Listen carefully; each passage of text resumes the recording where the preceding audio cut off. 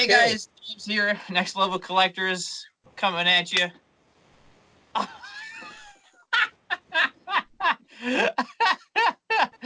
Anyways, we're in my basement. Joe's in his room. What's going on, Joe? Yeah, I'm good. I'm just slapping myself silly. All right, that's Uh, cool. yeah. I'm right there with you. Okay. But anyways, guys, so we wanted to come and talk today about some comic news, some upcoming things, some comics to invest in. So let's start it off. Joe, what's hot right now, man? Right now, Thor 337 is hot. It's the first appearance of Beta Ray Bill, which there is talk that he might make an appearance in the new Guardians of the Galaxy. Whenever there's a spec out there, people seem to just go after a first appearance, and it could shoot up $100, $200 overnight. It's just Yeah. that's the way the market is right now.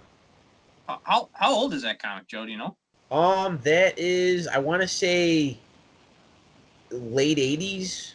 80s? Yeah, he's been around for a while. I think he's such a weird character. I wonder how if they do incorporate it. I wonder how they're gonna do it because that'll be interesting to see.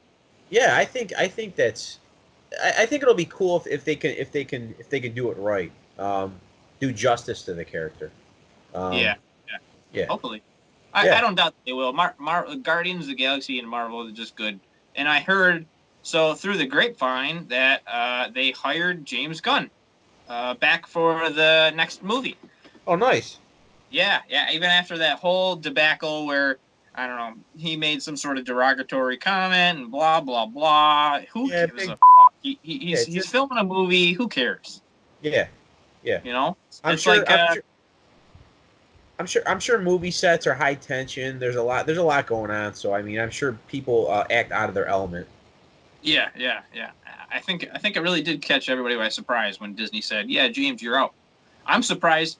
I'm hoping he doesn't ruin the movie just because of what happened. Hopefully, he keeps a good head about it, and the movie is just as good as the other two for Yeah, I'm sure. sure. I'm sure it will. For sure. Anyway, so there was a couple other comics I wanted to talk about this week.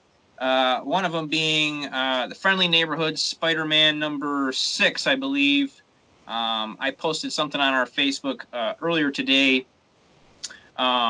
Really kind of a heart-wrenching story. It's really, really actually probably it's a really good read and just all around awesome comic book. It's the first appearance of Spider Bite. Yeah, that isn't that like his little 9-year-old nephew or something, kid or whatever? Yeah, 9.5-year-old kid who has some sort of illness going on with him, and Okay. parents were afraid that he's on his last limbs and stuff. So it was really really heart wrenching. I almost like teared up just reading about it. So definitely worth checking out. Might be one to put in the books just to have Yeah. because it's a great story. Another one, the what is it? Symbiote Spider-Man number 2. Okay. I haven't gotten it yet, so I haven't. I don't want to spoil it for anybody, and hopefully nobody spoils it for me. But it's supposed to be first appearance of another new character. And I gotta say, Marvel's really killing it. They're doing a lot of key issues releases lately. Last couple months. I mean, if you think of what is it? The Red Goblin, right? Red Goblin. That's Spider-Man 798. You got Major X. Yep, You got Major X. Immortal Hulk number 2, first appearance of Doctor Fry. Yeah, yeah. I mean, yeah, they're really killing. There's a lot of Moon Girl and Devil Dinosaur first appearances. Yeah, Venom, first appearance of Dylan Brock. I mean, yeah, they're just a ton of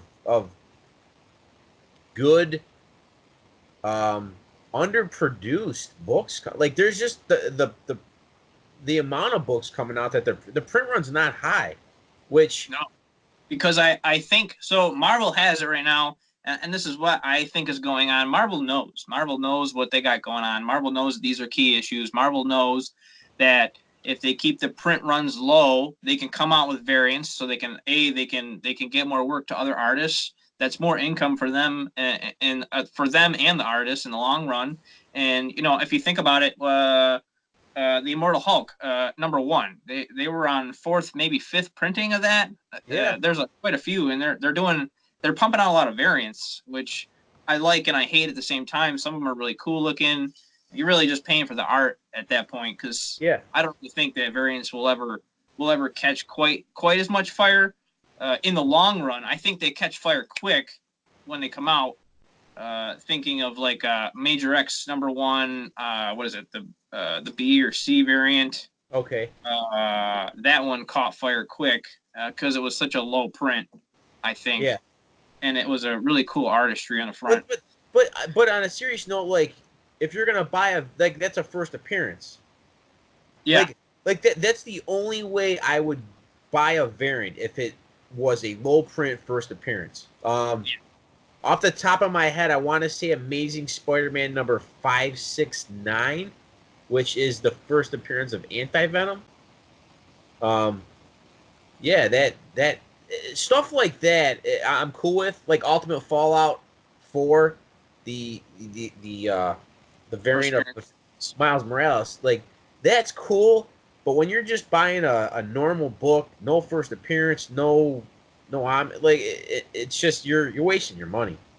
Unless you don't care, and that's fine. But I'm a reader, I'm a collector, I'm an investor, I'm all the above when it comes to this stuff. So. Oh yeah, I see, and I think so. I think we also have slightly different opinions on that because I mean I agree with you obviously on the variance of something that's not a key issue, but sometimes the reason I would buy a variant, even if it's not a key issue, is because of the artistry. Okay. Sometimes it's either to support a newer artist, sometimes it's to just because the cover is freaking cool, like. One of the covers I really liked had Black Cat on it, and I don't even think she made like appearance other than one page in one of the comics I bought. But the cover was really cool looking. Some of them they did like variants where they did multiple where they fit together. You know what I mean? All right. So those are cool.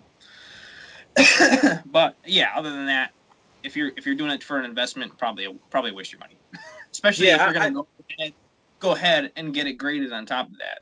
Yeah, then I guess I guess I'm an investor first, collector, then reader. You're probably more of a collector, reader, and investor. So me and you are a complete flip flop. But yeah, pretty much. Yep, pretty much. Yeah, it's like anything with Jim Lee's artistry on the front. I pretty much am all over that because he's just my favorite artist of all time. Okay. Yeah, of all time. Todd McFarlane's close second, but Todd's my man, dude. So speaking of Todd, for all of you who are Spawn fans, Joe, you want to talk about it? Yeah. So Todd just released the image of Spawn #300, which, that speaks volumes about that character because I feel like not a lot of like image. Well, this might be even the first image that reached 300. I know Savage Dragon's been going for a long time, The Walking Dead, but like for Spawn to reach 300, I never would have thought it would have got that high, and I don't see it stopping. So yeah, it's in from 298, 299, and 300, and I guess McFarlane said 301 is probably going to be a book to get as well. They're homage covers to the Amazing Spider-Man series. The only thing that I don't like about 300 is the $7.99 price tag, but the good thing about that is it's a 72 page book. So, and it's got a first appearance of a character called the Rapture. So, definitely a book to look into and purchase for sure. Yeah, and according to Todd, it's going to be a two-parter. You buy 300 and 301, and it'll finish that mini part of the series. So, in other news, so those are some major key issues for the week. And Joe, what do you think about Batman? I mean, I love him as a character. What are you getting at, James? Well, how do you feel about Robert Patterson or Patterson? Um, well, I know you love him. I know your wife loves him. Oh my God! What? Get out of here! I thought she did, didn't she? No, no. I think she liked him in what is it? That was that movie she was in that he was in. You Twilight. know, yeah, Twilight. Yeah, this one. Sparkles. Oh God. Um, I mean, the only thing I would say he's probably going to have to bulk up if he wants to play the Batman role. Yeah, I think so. This is a very odd uh, reasoning, I think, but I really do think that they're looking at chins. They're looking at the chins for the character. If you think about it, Batman wears a mask. It, covers most of his face. His chin. He's got to have that. He's got to have that chin. It's gonna define the type of character that he is. I don't think I think I don't think Michael Keaton had a chin. no. That's what I'm saying. So in the newer ones, Oh, so that okay. if you notice the newer ones, the ones that they're looking at, people that they're casting, they all have that chin. Okay. That defined chin. The other character the other guy that they were looking at was I can't think of his name off the top of my head, but he plays the Beast in X-Men First Class. Well, I know They exactly were who you're also talking looking about. at him to be Batman. Okay. Kind of sounds like he's out because pretty much there hasn't been any hype about him at all. Yeah. Maybe it's just because the news media is all up in arms about Robert that they kind of Probably. forgot about. They didn't even look at the whole picture, which usually is the case, if you think about it. But I did hear a really cool fan theory out there is that they are thinking that they should hire Michael Keaton to be an older Batman, and then have Robert Pattinson be Terry McGinnis, Batman Beyond. Okay. That I can get behind because I just don't see him as Batman, but I can see him in the role of Terry McGinnis. Okay. I really can. I mean, if you think about it, they have completely different personalities. I mean, they're similar, but I think Robert would pull off a Terry McGinnis better than he would pull off a Bruce Wayne. I think Just so. my personal opinion, I like but that. I mean, yeah. I can 100% get behind that.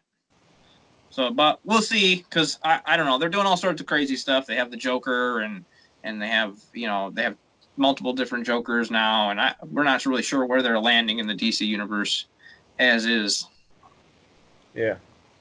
I But mean, I give anything a chance. I won't. I guess I won't write it off until I actually see it. yeah, we'll see what happens for Yeah. sure. You had mentioned Wolverine. Yeah, Wolverine. So I guess I don't know. I'm trying to think. The guy. So the guy that's they're looking to cast actually played in the Old Man Logan movie. Um, the villain in that, and I don't know his name off the top of my head, but he's supposed to be playing the new Wolverine. Hmm. Um, which you know what? I really can't see anyone else playing that role besides Besides you. yeah, besides Hugh. I don't know. He's just a perfect character for it. Like that. Those are some shoes to fill. Yeah, I'm right there with you. I'm sort of surprised they're not trying to go in the X-23 route just to get away from Wolverine. But I don't know because especially because I know that Marvel's fan base is still highly male. You would think that they would want to appeal maybe more to the female, genres. Yeah, I think his name is Boyd. I looked it up. Boyd Holbrook. Halbrook. Hmm. Holbrook. That I think they're going for him to play the new Wolverine. Don't quote me. I could be wrong, but All yeah. right. As far as X-23, she seems to be a pretty up and coming character that everyone seems to be behind. And her Yeah, I think if they did that, my X-23 as Wolverine, the Wolverine number one, okay. uh, I think that would go up in price quite a bit. Oh, you mean the all new Wolverine number one? Yes, all new Wolverine number one. Yeah, yeah, Yeah. Um, yeah. Yeah, To me, would.